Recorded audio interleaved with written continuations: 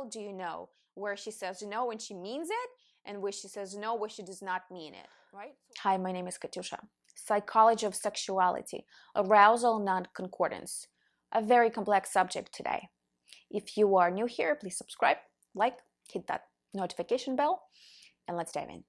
Arousal non-concordance, simply put, when your genital response does not match your internal response, your emotional, like, yes, I desire that, let's move forward.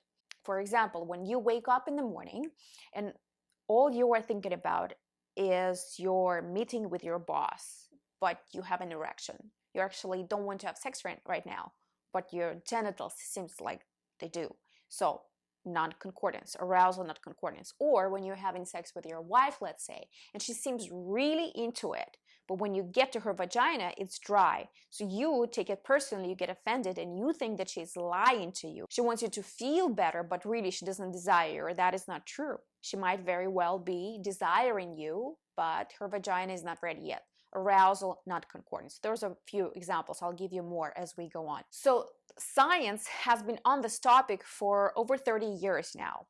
In a laboratory, it looks something like this. They invite a man into a quiet room, put them in a comfortable chair, strap a strain gauge onto his penis, and they expose him to different kinds of porn: romantic, soft, hard, violent, kinky, animal sex, gay sex, lesbian sex, and he rates his arousal in response to what he is looking at. So for a man, it's about 50% overlap.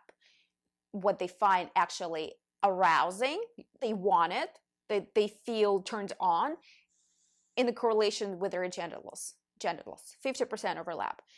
With women, they do the same thing, only they put what looks like a flashlight into their vagina to measure the blood flow. So they do the exact same thing, and with women it seemed to be 10% overlap, and their response is more general. So they actually respond to bonobos monkeys having sex. I mean, not they, their genitals respond. And I tested it, yes, by visualizing monkeys having sex, bonobos having sex, yes, vagina opens up, but does not mean I want to join or have sex, right? Arousal non-concordance. So women response is more general, whereas men are more specific. Like, okay, so sexual context, I want it. For women, it's like, okay, sexual context, but it doesn't mean that I want it. This is complex enough, and this is where it can get really dangerous and dark. For example, it has been known that women orgasm when they are raped, right? They are not having fun. They will be traumatized for the rest of their lives, but yet they had orgasm during that rape experience. Or a situation, a couple is dating and they're making out and things get hot, and so the guy puts a hand into the girl's panties and she's wet, and he says, well, you're ready, you're completely ready, let's do it. And she goes like, no, I'm not, right? But he keeps pursuing, pushing, and so it ends up being what's called date rape, right? And it's not a pleasant experience. I had a conversation with this Russian male who was born in 1970s in Soviet Union. So when Me Too movement came about, he said, how are we supposed to know when no means no and when no means yes? Because in my time, no meant yes. And when he said that, it totally resonated with me. I also was born in Soviet Union, and the whole culture was like so anti-sex. And Russian literature promoted that if a girl desires or has sex before a marriage, she's doomed.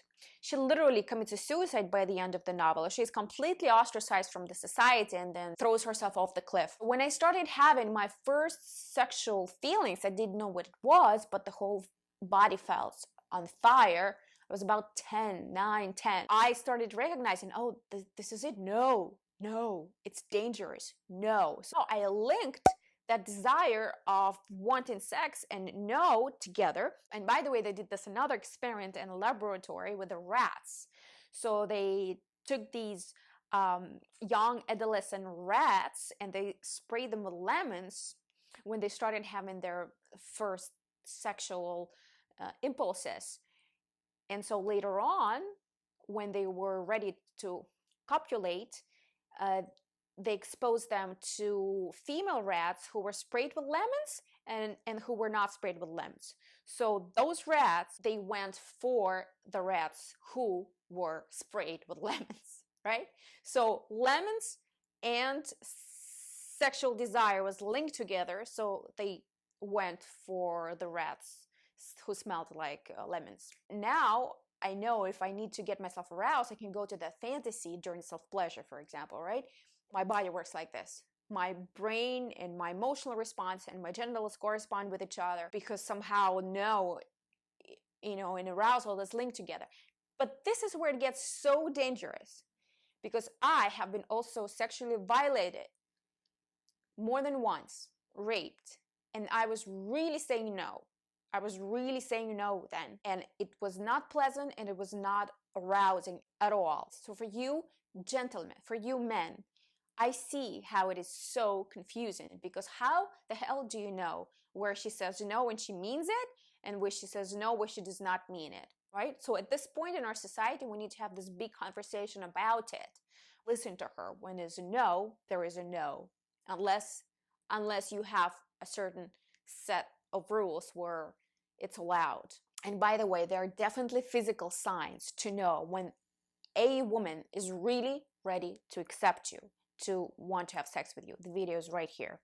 3 signs to know when a woman is ready to have sex with you. This thing, arousal non-concordance, does exist. Please subscribe, ring the bell. Please subscribe, like, ring the bell, and I will go walk my dog. I'll see you in my next video.